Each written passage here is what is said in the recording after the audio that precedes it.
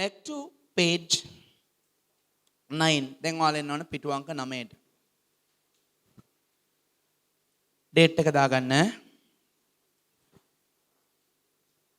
idioms. page 9. idioms. තේරුම ලියා ගන්න වරහන් ඇතුලේ වාග් සම්ප්‍රදායන්. වායන්නයි හග්ගල අග්ගල කියනකොට අල් ගයන්න තියෙන්නේ. වාග් සම්ප්‍රදායන්. වාග් සම්ප්‍රදායන්. idioms. වාග් සම්ප්‍රදායන්. idioms. වාග් සම්ප්‍රදායන්. idioms.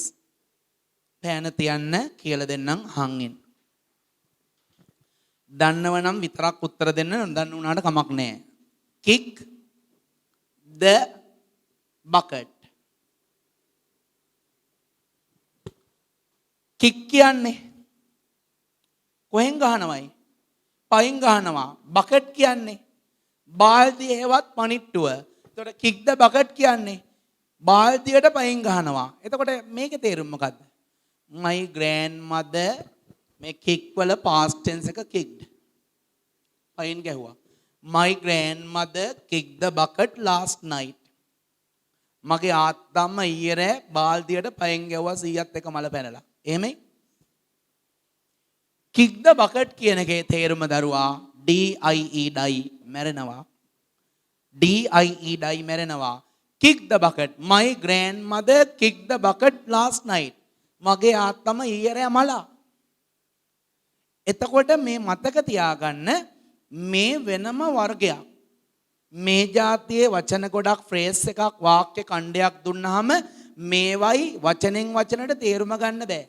මේවටම මීනින් එකක්. මේවටම ආවේනික තේරුමක් තියෙනවා. මේ තව එකක්. a cock and bull story. අපි බලමු කඩලා. cock කියන්නේ කුකුල්. bull කියන්නේ ගොන්. ස්ටෝරි කතාව. කුකුල් ගොන් කතාව නෑ. a cock and bull story කියන්නේ false story. පට්ටපල් බොරුව. පට්ටපල් බොරුවට කියන්නේ a cock and bull story. මේ තව එකක්. high over heels. high over heels. high කියන්නේ උස්. over ඉහළින් heels. heels කියන්නේ සාමාන්‍ය විලුඹ කියන එකනේ. විලුඹට වඩා ඉහළින් නෑ. high over heels කියන්නේ madly in love. ආදරයෙන් පිස්සු වැටුණු කියන එක high over heels කියන්නේ. එහෙනම් පාඩම ඔකයි.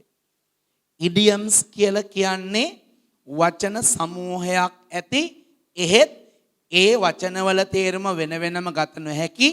නමුත් ඒ වචනවලට ආවේනික වූ තේරුමක් ඇති වාක්‍ය ඛණ්ඩයක් වචන සමූහයක් තමයි idioms කියන්නේ. idioms කියලා කියන්නේ වචන කීපයක් එකතු වෙලා හැදුණු තනි තේරුමක් තියෙන කොටසක්. වචන කීපයක් එකතු වෙලා හැදුණු තනි තේරුමක් තියෙන කොටසක් idioms කියලා හඳුන්වනවා. මේවයි තේරුම ගන්නකොට මේවට ආවේනික තේරුම හොයාගන්න උත්සාහ කරනවා මිසක් මේවා වචනේ කඩ වචනෙන් වචනට තේරුම නොගත යුතුයි. පොඩි නෝට් එකක් තියෙනවා ලියා ගන්න. ලියලා තියෙන්නේ. නෝට් එක ලියලා තියෙන්නේ. මෙහෙමද බලන්න ලියලා තියෙන්නේ. idioms යනු වචන කීපයක් එකතු වී සෑදුණු තනි තේරුමක් ඇති යෙදුමකි. එහෙමද? මේවායේ තේරුම ගැනීමේදී වචනයෙන් වචනේ වෙන වෙනම තේරුම නොගත යුතු අතර ඒකට අදාළ තේරුම පමණක්ම ගත යුතුය. very good. එහෙනම් පළවෙනි idiom එකට යන්න. be am is are in hot water. be in trouble. හැම දරුවෙක්ම පෑන් අල්ලන්න එපා. බෝඩ් එක දිහා බලාගෙන ඉස්සෙල්ලා කියලා දෙනකොට අහන් ඉන්න. දරුවෝ be පළවෙනි idiom එකේ නම තමයි be in hot water. උණ වතුරේ ඉන්නවා. be in hot water. උණ වතුරේ ඉන්නවා. be in hot water. උණ වතුරේ ඉන්නවා. නේ be in hot water කියන්නේ be in trouble කරදරේ වැටෙනවා. be in trouble කරදරේ වැටෙනවා. be in hot water කියන්නේ උණ වතුරේ ඉන්නව නෙවෙයි. be in trouble කරදරේ වැටෙනවා. ඉන්න. මේ B කියන එකෙන් අදහස් කරන්නේ එක්කෝ M නැත්නම් is. එහෙමත් නැත්නම් are. එහෙම නැත්නම් was ගන්නත් පුළුවන්. එහෙමත් නැත්නම් were ගන්නත් පුළුවන්. අපි මේක වාක්‍යයක් විදියට ලියනකොට B කියන එක ලියන්නේ B වෙනුවට කතෘට ගැලපෙන. දැන් මුලේ ඉන්නේ I නම් I am in hot water. මම කරදරේ වැටිලා.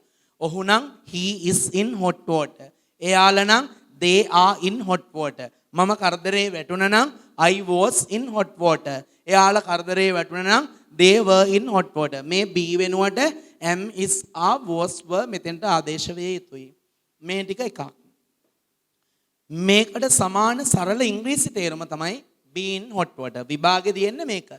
මේ ටික වෙනම දීලා මේක කවලම් කරලා දීලා ඉඩියම් එකට අදාළ ඉංග්‍රීසි මීනින් එක අහනවා. ඒක තමයි ඔයා දැනෙන්න ඉගෙන ගන්න ඕනේ. එතකොට be in hot water කියන්නේ be in trouble. කරදරේ වැටෙනවා. යම් පළවෙනි එකට. be in hot water. be in trouble. තේරුම ලියා ගන්න රූල් ලියන්න එපා දරුවා. මාත්‍රිකාව ඉවර වෙන තැන තේරුම ලියන්න කරදරේ වැටෙනවා. be in hot water. කරදරේ වැටෙනවා. be in trouble. be in hot water. be in trouble. කරදරේ වැටෙනවා. රූල් තියලා තියෙන්නේ සිංහල වාක්‍යයකුයි ඉංග්‍රීසි වාක්‍යයකුයි ලියා ගන්න. ලියා ගන්න පළවෙනි එක. රවි ගෙදර වැඩ කළේ නැහැ. රවි ගෙදර වැඩ කළේ නැහැ.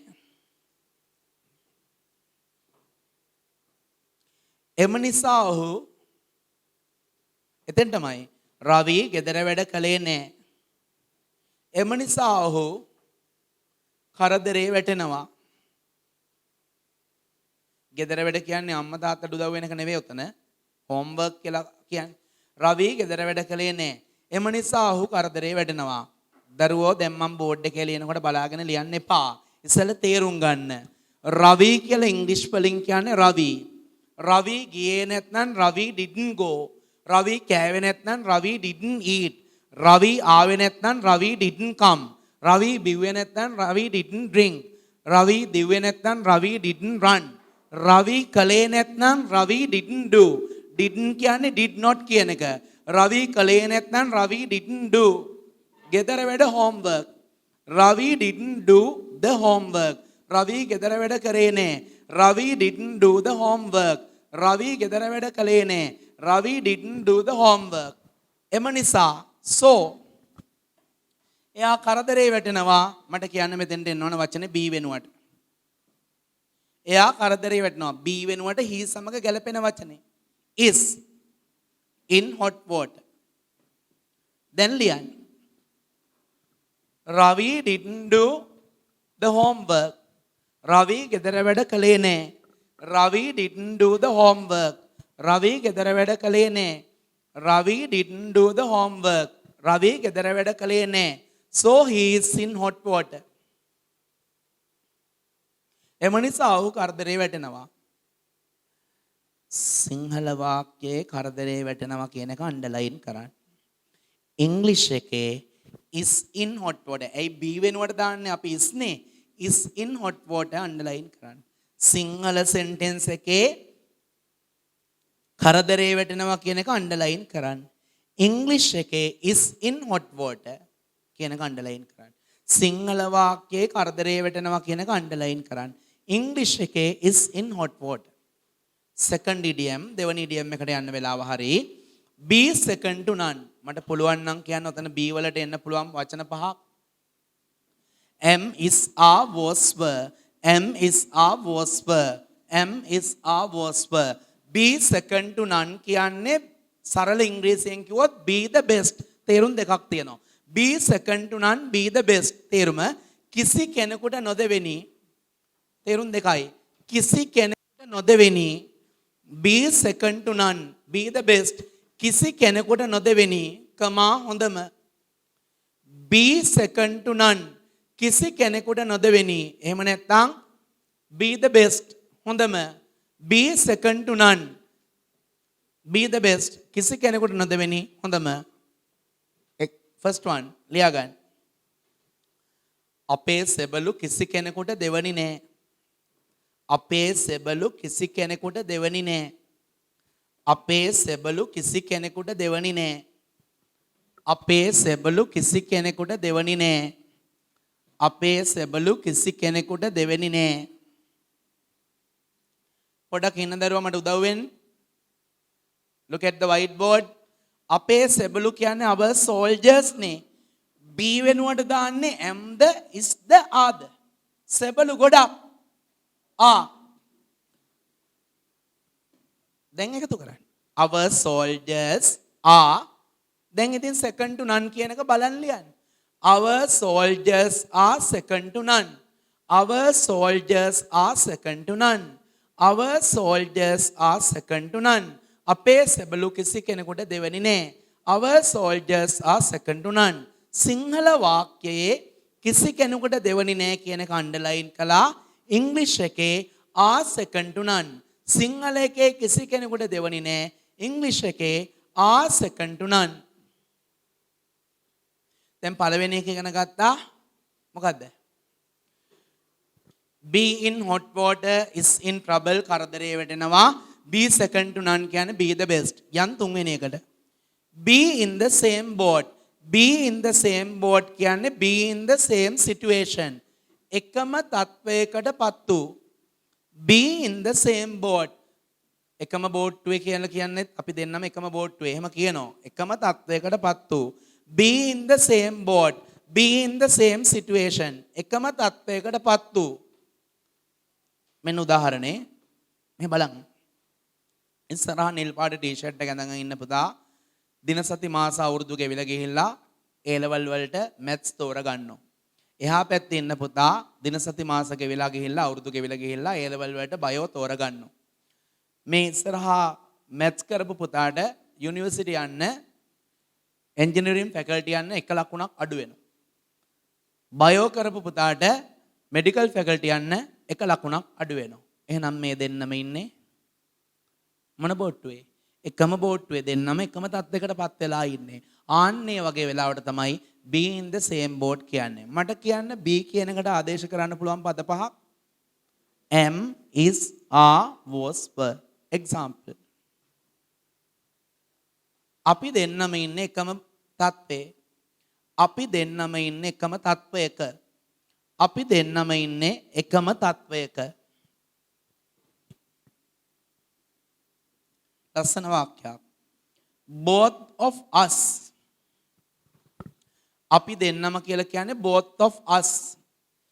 be වලට ගැලපෙන්නේ am the, is the, are the. අපි දෙන්නම are in the same boat.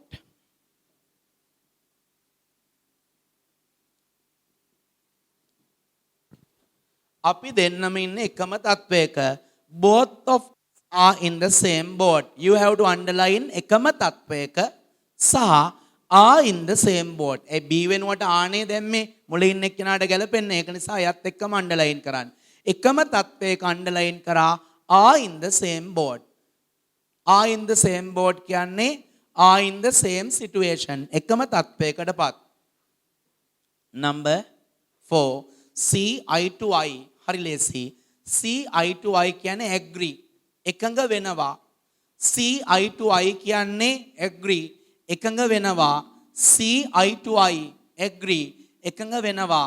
see eye to eye එකඟ වෙනවා.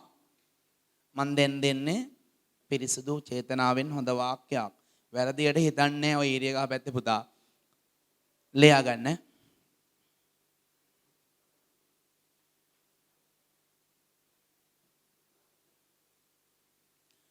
ඇය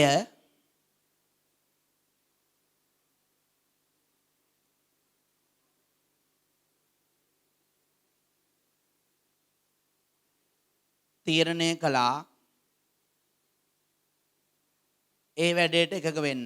මේ වැඩේ කෙනක හිතේ සැකයක් කියලා හිතාගන්න කමන්නේ මොකක් හරි හොඳ වැඩක්. ඇය තීරණය කළා ඒ වැඩේට එකඟ වෙන්න. මම යෝජනාවක් කරා අයට ඒ වැඩේට එකඟ වෙනවද කියලා ඒක කැමති වුණා. එච්චරයි. ඒක ඉතින් තමන් හිතන විදිය තමයි යහපත් හෝ අයහපත්. ඇය තීරණය කරා ඒ වැඩේට එකඟ වෙන්න. see eye to eye. ඒ කියන්නේ දරුවෝ බයෝ කරන්න පුතා. agree. දේ. ලියන්න. she decided. ඇය තීරණය කළා. she decided to see eye to eye.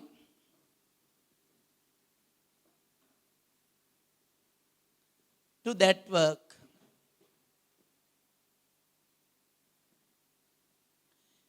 ඇය තීරණය කළා ඒ වැඩේට එකඟ වෙන්න. ඇය තීරණය කළා ඒ වැඩේට එකඟ වෙන්න. she decided කියන්නේ ඇය තීරණය කරා to see eye to eye එකඟ වෙන්න. to see eye to eye එකඟ වෙන්න. To see eye to eye. එකඟ වෙන්න. She decided කියන්නේ තීරණය කරා. To see eye to eye. එකඟ වෙන්න. To that work. සරලව කිව්වොත් she decided to agree to that work.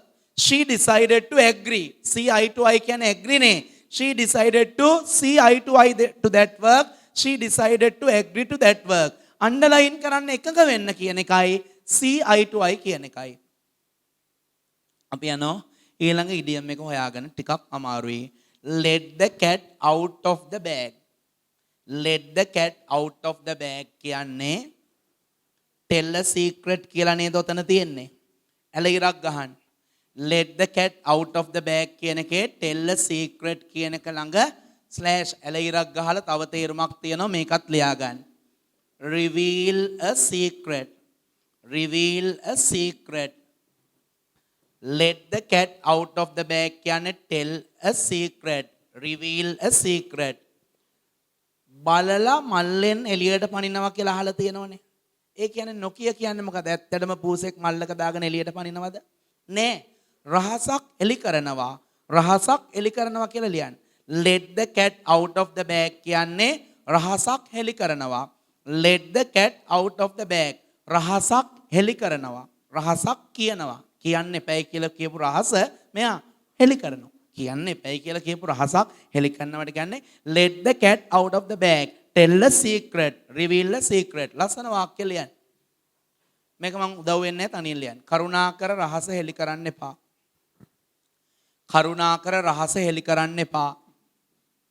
කරුණාකර රහස හෙලි කරන්න එපා. කරුණාකර රහස හෙලි කරන්න එපා.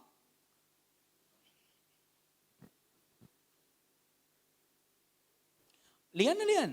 ඔයාලට අලුතෙන් ලියන්න තියෙන්නේ කරුණාකර කියන එකයි එපා කියන එකයි විතරයි. ඊටු ටික එකතු කරන්න. කරුණාකර කියන එකට ඉංග්‍රීසි වර්ඩ් එක දන්නව නම් ඒක මුලින් ලියන්න. එපා කියන එකට වර්ඩ් එක දන්නව නම් ඒක ලියන්න. ඊළඟට ඊටු ටික එකතු කරන්න. මෙන්න ලිව්වනම් please don't let the cat out of the bag. Please don't let the cat out of the bag. Please don't let the cat out of the bag. Please don't let the cat out of the bag. Please don't let the cat out of the bag. Please don't let the cat out of the bag. රහස හෙලි කරන්න කියන එක විතරයි සිංහල එකේ underline කරන්න. සිංහල එකේ underline කරන්නේ රහස හෙලි කරන්න කියන එක විතරයි. ඉංග්‍රීසි වල let the cat out of the bag. Please don't let the cat out of the bag කියන්නේ tell a secret or reveal a secret රහසක් හෙලි කරනවා. Please don't let the cat out of the bag. කරුණාකර රහස හෙලි කරන්න එපා. Maybe the last one of the day. දවසේ අන්තිම එක වෙන්න පුළුවන් මේක. A cock and bull story. An unbelievable tale. T-A-L-E tale කතාව. T-A-L-E tale. Okay, තව තේරුමක් තියෙනවා ඉංග්‍රීසියෙන්. ඒකත් ලියාගෙන ඇල ඉරක් ගහලා. A cock and bull story, an unbelievable tale. ඇල ඉරක් ගහලා. A false story. A false story. A cock and bull story කියන්නේ an unbelievable tale නැත්නම් a false story සිංහල තේරුම් දෙකයි. විශ්වාස කළ නොහැකි කතාවක් තේරුම් දෙකක් තියෙනවා. A cock and bull story කියන්නේ an unbelievable tale නැත්නම් a false story. විශ්වාස කළ නොහැකි කතාවක් කමා පට්ටපල් බොරුවක්. විශ්වාස කළ නොහැකි කතාවක් පට්ටපල් බොරුවක්. A cock and bull story, simple English වලින් කිව්වොත් a false story and unbelievable story. මේ සිංහල වාක්‍ය ඉංග්‍රීසි එක ඇලියලා නවත්තනවා අදට. අපිට පැය භාගයක් අඩුවෙන් කරන්න කියලා තියෙන social distancing සමාජ දුරස්ථභාවය නැත්නම් මේ කැරලා යනකොට ඊළඟ ළමයි එනවා. ඒක අඩු කරන්න දින කීපයකට ඕකේයි ඊට පස්සේ හරියයි. ඒ වෙලාවේ ඔයාගේ නංගි මේ වාක්‍ය ඒ වෙලාවේ ඔයාගේ නංගි මට පට්ටපල් බොරුවක් කිව්වා. එහෙම ගෑනු ඉන්නවා. ඒ වෙලාවේ මට ඔයාගේ නංගි පට්ටපල් බොරුවක් කිව්වා. ඒ වෙලාවේ ඔයාගේ නංගි මට පට්ටපල් බොරුවක් කිව්වා. ඒ වෙලාවේ කියන්නේ at that time. ඔයාගේ නංගි your younger sister කිව්වා told මට me පට්ටපල් බොරුවක් විශ්වාස කළ නොහැකි කතාවක්. A cock and bull story. A cock and bull story. An unbelievable story. A false story. Cock and bull story.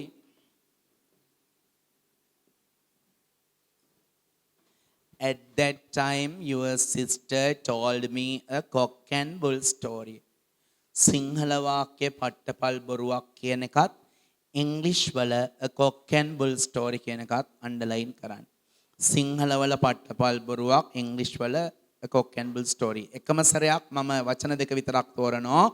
be in hot water, be in trouble කරදරේ වැටෙනවා. be second to none, be the best හොඳම කිසි කෙනෙකුට නොදෙවෙනි. be in the same boat, be in the same situation එකම තත්වයකටපත්. see eye to eye කියන්නේ agree එකඟ වෙනවා. let the cat out of the bags, tell a secret රහසක් හෙළි කරනවා. a cock and bull story, an unbelievable tale නැත්නම් a false story පට්ටපල් බොරුවක් විශ්වාස කළ නොහැකි කතාවක්.